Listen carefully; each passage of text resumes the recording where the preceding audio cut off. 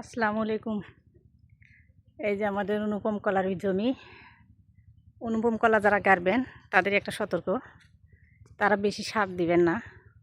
কারণ যত অনুপম কলা সার দিবেন তত কলা গাছের জন্য ক্ষতি, কলার জন্য ক্ষতি। আমাদের একটু সার দেওয়া বেশি হয়ে গেছে, তার জন্য আমাদের ফুলা কলার গাছগুলো দেন কত সমস্যা হয়ে গেছে। এই যে কলার পাতাগুলো মরে গেছে সার বেশি দেওয়ার জন্যে।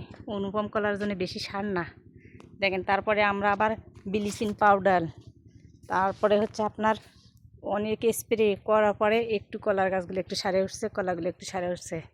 আলহামদুলিল্লাহ, আল্লাহর রহমতে এখন একটু অনেক ভালো, কলাগুলো আমাদের ভালো হয়েছে মাশাআল্লাহ। কলা এখন বিক্রি করা যাবে অনেক, আল্লাহর রহমতে এখন ভালো আছে। আর যারা অনুপম কলা গাড়বেন তাদের কাছে আমার একটাই অনুরোধ, বেশি সার দিবেন না। বেশি সার দিলে অনুপম কলা তো অনেক ক্ষতি হয়ে যায়। দেখেন আমাদের আবার নতুন করে কতগুলো টাকা খরচ করার লাগলো, তারপরে আল্লাহর রহমতে এখন ভালো হয়ে আছে আলহামদুলিল্লাহ।